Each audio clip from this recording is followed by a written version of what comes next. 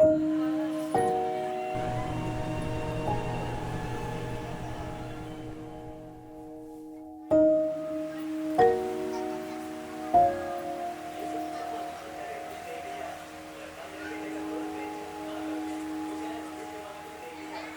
में कौन रहेगा?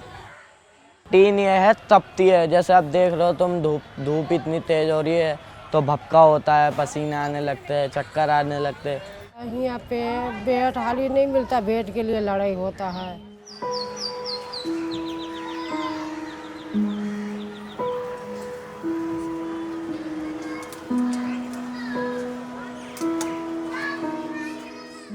ना कूलर सही चल रहे हैं, ना पंखे सही चल रहे हैं, बस नाम के हैं सब कुछ। बहुत बुरा हाल होता है सर। ये चद्दरें ऐसी तप रही हैं, स्टाफों को कोई सुविधा नहीं दी जाती। स्टाफ बाहर दिन भर धूप में पड़ा रहता है।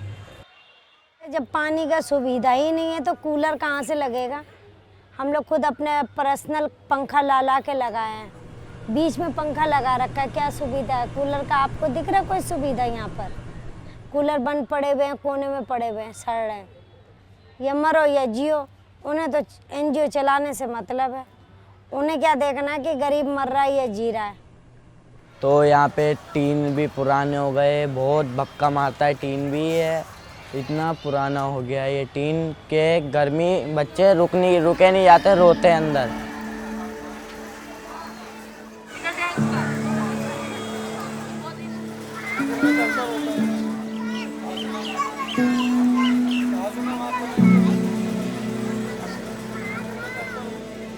Then they are forced not to stay in the shelter home but to step out, and if they are stepping out, again they are in direct contact of the sun, they are in direct contact with the heat, and then you are not providing them the appropriate food that will cater to their needs. And in the end you have you have the workers who are working in the construction fields, who are working as helpers, they die.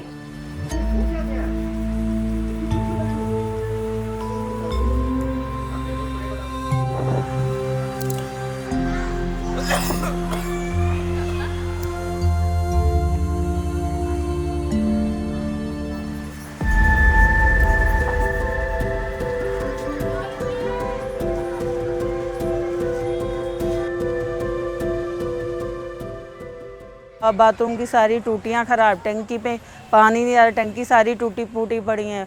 पानी का भी कोई साधन नहीं है, कुछ भी सुविधा नहीं है सर।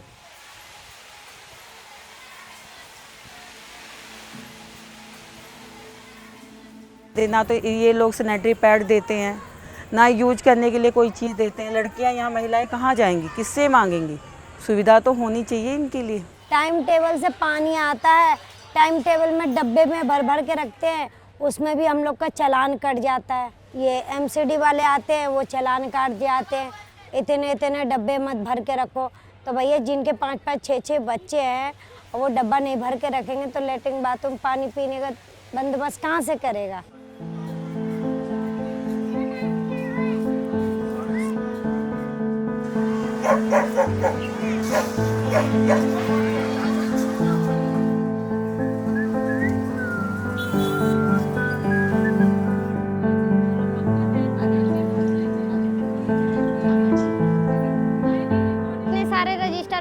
नकली आदमियों का, औरतों का नाम चढ़ा रखा है। गार्ड नहीं दिखते, एम्बुलेंस यहाँ पे कहते हैं गार्ड इधर है, केटेकर इधर है। 2 गार्ड है, 4-5 केटेकर है, दिन में और दोपहर में, रात में वही देख।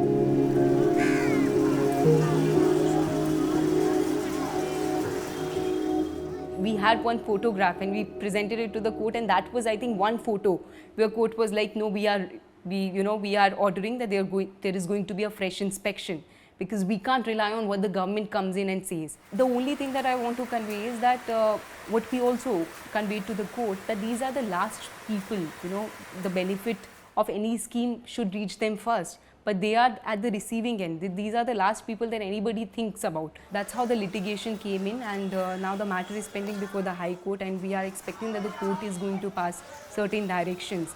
And one of the most important directions that we are seeking is that when the government fails, because since 2010 this is a statutory act, the government has to provide these facilities, but they are not doing it.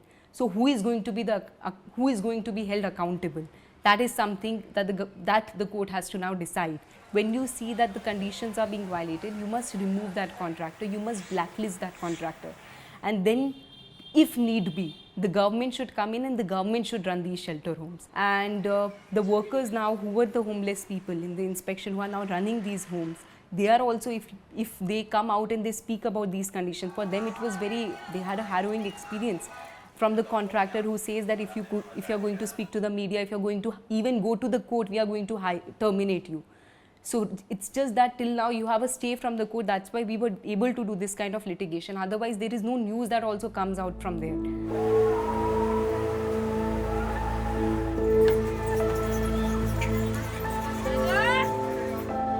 It's actually a terrible condition because nobody is really entrusted, neither the governments and sometimes neither the courts. यहाँ पे 24 घंटे पानी होना चाहिए, जब सुविधा रहेगी इंसान को गर्मी लगे तो नहा भी सकता है। पानी पीने का सही करवाएं, ये सब बंदोबस्त करें, गर्मियों में कूलर लगाएं, तो भाई जब भी तो इंसान सुकून से रहेगा।